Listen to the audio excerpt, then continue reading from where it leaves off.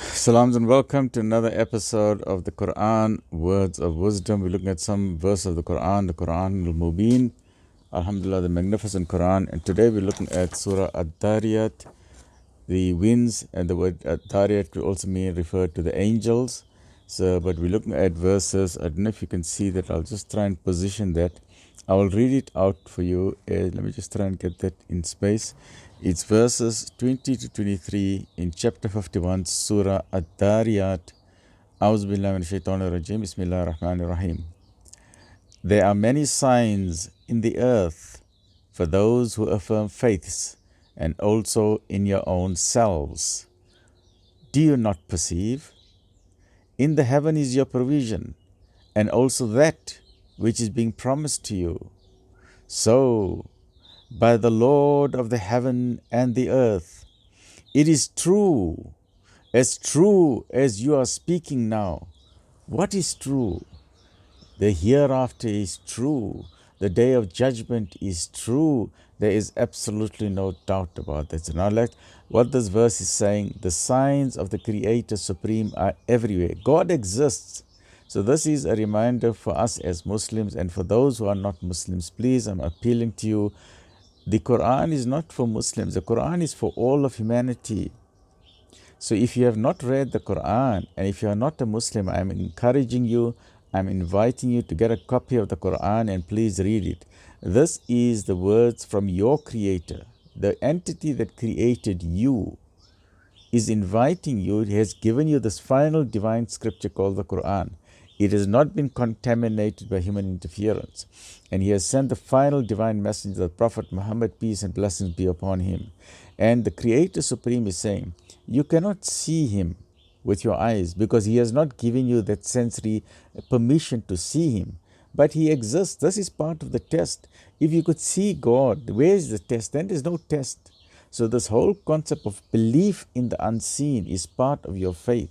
And God is reminding you that if you look around in nature, His the artistry that you see in nature, the scientific achievements, the atoms, from the microscopic subatomic particle to the magnificent huge galaxies, they are all attesting that there is a supreme creator, there is a ruler, there is order in the universe, there isn't chaos in the universe. The very fact that there is alternation of the night and the day, there is a precision of 24 hours. Who decides that the earth must spin at 24 hours? Who is that? Who? Does the earth decide on its own it must be precision for 24 hours? No, there is a system behind it.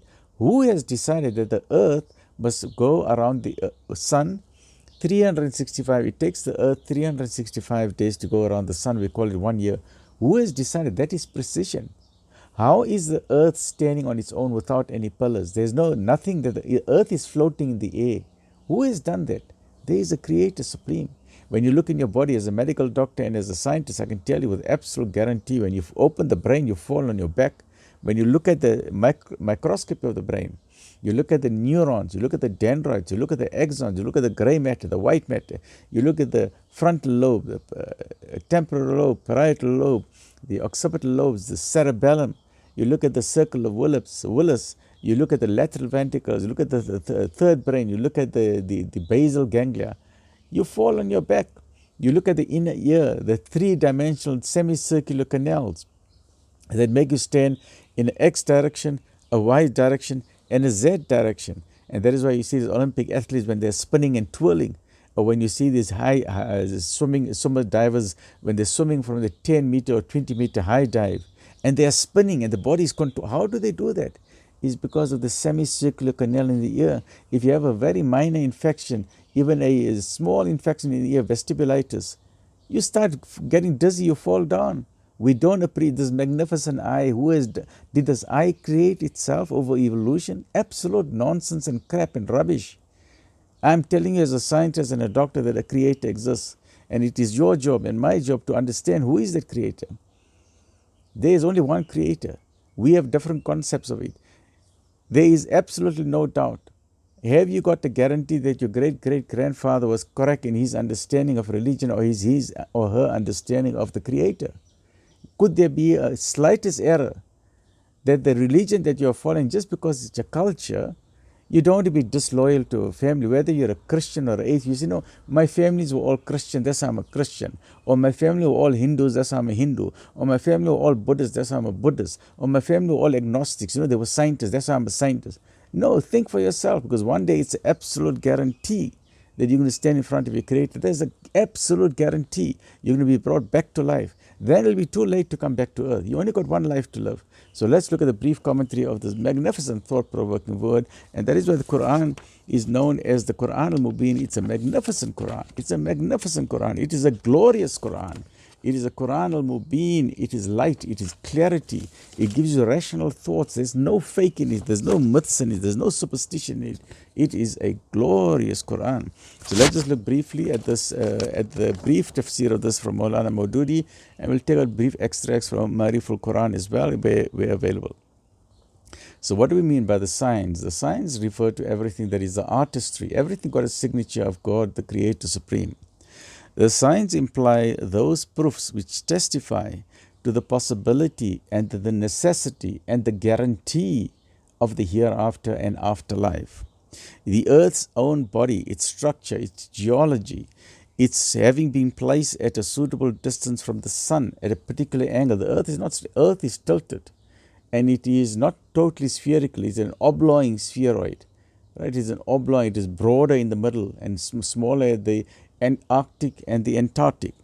The arrangement of heat and light and of the different seasons on it, and the provision of air and water, and the absolutely magnificent water cycle, and the countless different kinds of treasures in its belly, the gold, the diamonds, the nickel, the cobalt, the platinum, so many enormous, and the iron. Iron comes from the stars. Iron is not formed on earth. This is a scientific fact which is mentioned in the Quran, that the iron has come from the skies.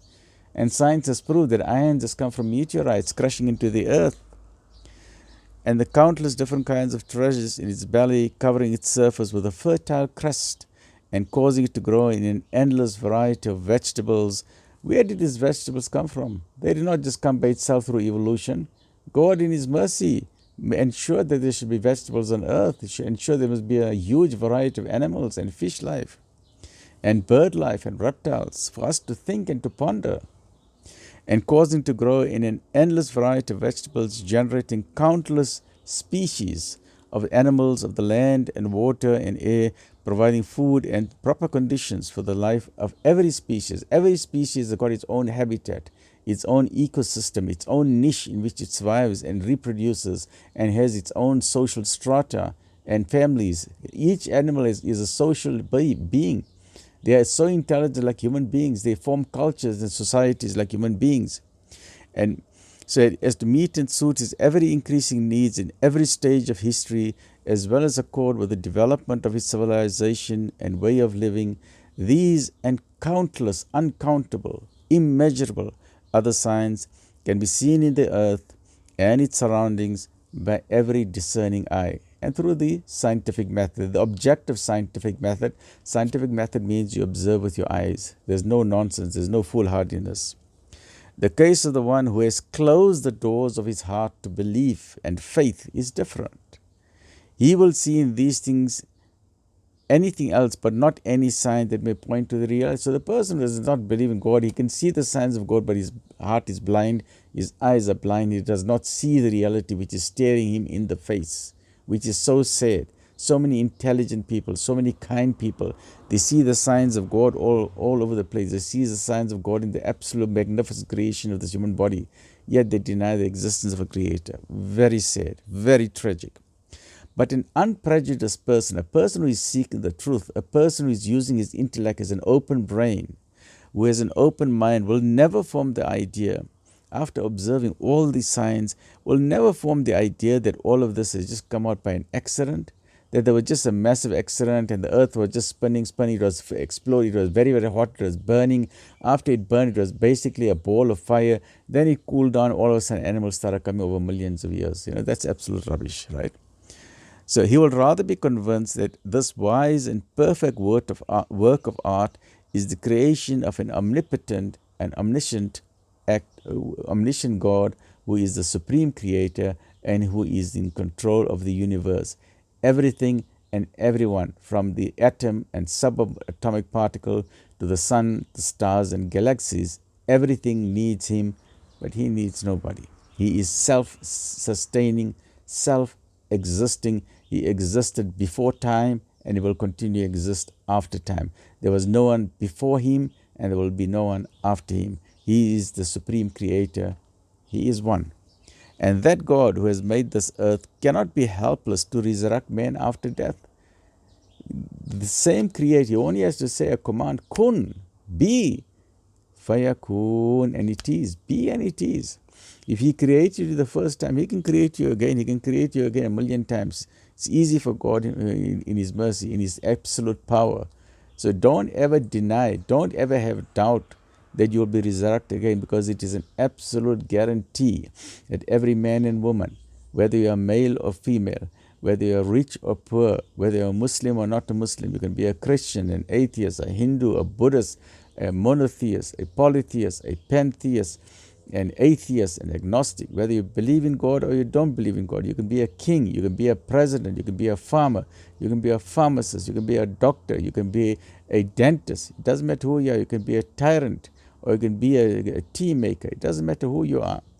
Every single human being, whether you're American or Russian or Chinese or Mexican or African or South African or Cape Townian, or you can be a Nigerian or Kenyan or a European, you can be a French, you can be a Swiss, you can be from Switzerland, Sweden, Finland, Norway, it doesn't matter. Every single being, even the Australians down in Aussie in Sydney, they will all stand in front of the Creator Supreme after they die. It doesn't matter how you die. You can be buried in the ground, you can drown in the ocean, you can fall in a volcano, you can die, you can be cremated to ashes, or you can be frozen in liquid nitrogen. You can be shot out into space to Mars or Jupiter or Saturn, or to the Andromeda galaxy, to the furthest far-flung distances of the universe. The entire universe belongs to God. So no matter where you run, God will bring you together. He'll bring you together in front of him. Every atom of your existence, he will bring you back together to where you were, up to your cells, your teeth, your eyes, your brain. Your brain is your hard drive. You'll take that hard drive out. Every detail of what you have done will be presented to you. Up to your fingertips will be identical. Your retinal eye scan will be identical. Your blood type will be identical. Even your DNA genetics will be identical. Then you will get a shock of your life where you're standing in front of your Creator. He will then ask you, what have you done in your life on earth? And he will know exactly, because the DNA is the database in your brain, and he will plug it in and will show you exactly what you have done throughout your whole life. That is when people will get a shock of their life. The secrets that they have done, those secret crimes, people, the serial murderers, the serial rapists, those politicians, or those big mega businesses, or the armed dealers, or those afflicting war on people, unjust war, and they thought they can get away with the crimes. This is the day when all those crimes will be exposed, and the entire world will see that those people who we thought were somebody that we looked up to, they will be on their knees in shame. That is also known as a day of regret, but that is a day of absolute justice which no one can escape. So don't ever have a doubt that the Supreme Creator, don't ever doubt that he does not have the ability to bring you back to life. Certainly, most certainly, the very fact that he has created this earth, the very fact that he has created you, it means absolute guarantee he's going to bring you back to life. The fact that man has been granted powers and authority by itself demands that he should be accountable. Otherwise, it would be against the wisdom and justice. And the Creator, being all-powerful, omnipotent, is by itself a proof that after the human species has fulfilled its function in the world, he can raise all its members back to life and gather them together from wherever they are laying dead. And no matter how they died, he will gather them together for the purpose of accountability. You don't have to look outside yourself. Look within yourself. You will find countless signs testifying to the same truth. You will see how your creation was begun by combining a microscopic sperm with a microscopic egg in a corner of the mother's body, which is in the womb, as the fallopian tube. As the egg is coming down the fallopian tube, to settle in the womb, and the sperm meets the egg in the womb and it attaches itself to the womb. Microscopic details. From there you get a magnificent human being like this. It makes you think. And you are blessed with a body of unique structure and a self endowed with wonderful powers and abilities.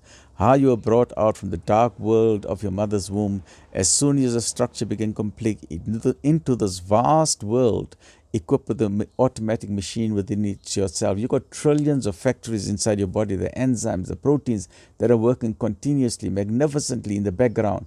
You're not in control of it. It is an autonomic system. It is an automatic system. You're not in charge of it.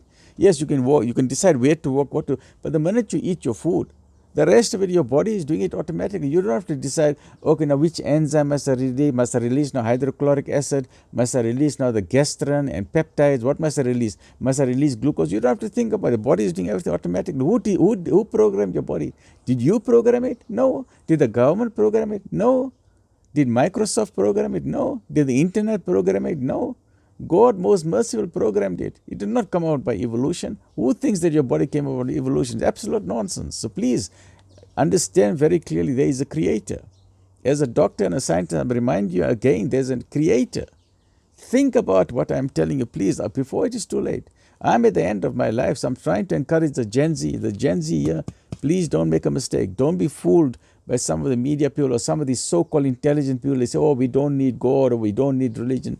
Don't be misled by them, please, because some people are here with double agendas. You don't know in their private life how they are praying, but meanwhile they want to put you in the wrong way. So please don't listen to the people who tell you that God is not important. Obviously, God is important. God is an important factor in your life because you're going to be standing in front of Him. He is the one who created you. The least they can do is give thanks instead of denying Him. The least you can do is acknowledge His oneness, His uniqueness, instead of saying He's got a son or He's got a daughter or He's got a wife. What is all of this? God is absolutely one. God is one, and don't ever mistake that thought and that concept. Don't ever say God has got a son. Don't ever say God has got shoulders. God does not have shoulders. God does not have a mother. He does not have a father. He does not need politicians. He does not have a senator. He does not have ministers of parliament. He does not need royal advisors. He does not have any bodyguards. He needs nobody. He needs no one. Right? To have a thought, astaghfirullah, and we will never ever say this blasphemy, to have a thought that God had sex with a woman called Mary and from there he got a child called Jesus, this is the greatest blasphemy you can utter. Why must God do a thing like that? For what? For millions of years, He must just have sex once and then must forget about it? Why? He must never utter a thing like that because God does not need to do that. Who said God is a man? Who said God is a woman? God said, Islam clarifies the whole thing. There are no anthropomorphic features of God. God does not look like a man. God does not look like a woman. Anyone who says that has got a wrong concept of God. The only reason why we say God has created us in His own image, in His own likeness, not in His own image the way we look, but in His attributes of mercy, of forgiveness, of love, of kindness, of helping the poor, the needy. That in that way we are similar to God, not in the way we look. God is light beyond light. We cannot understand. The Quran makes it very clear. He begets not, nor is He begotten, and there is no likeness of Him anywhere in the universe. There is no image of God anywhere.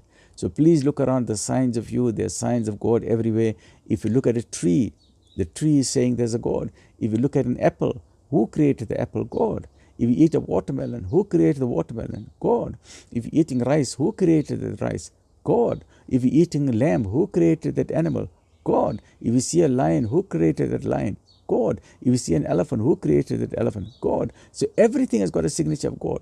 When you're standing in front, the biggest example or evidence of the existence of God is who? Is you. So today or tomorrow morning when you wake up and you look at your beautiful face in the mirror, you finish, wash your face, you comb your hair, you say, hey, I'm looking beautiful today. Look at yourself in the mirror again and say, you know what? Who created this human being? Who created this person? God. So when you stand in front of the mirror, that is evidence that God exists and there's only one God, and it is an absolute guarantee that this God who created you, who created the heavens and the earth, did not create this world for fun. He put a big responsibility on your shoulders. He created you for a mission. Do you know what is your mission on earth? Do you know the meaning of life? Do you know the purpose of life? You better find that out. Find the truth, because there's an absolute guarantee. You could die today or tomorrow or in a year's time or in a 10 years time or even in 100 years time. But after you die, there's an absolute guarantee. You're going to stand in front of your Maker. You're going to stand in front of your Creator. And the victims of injustice, that'll be their day of glory.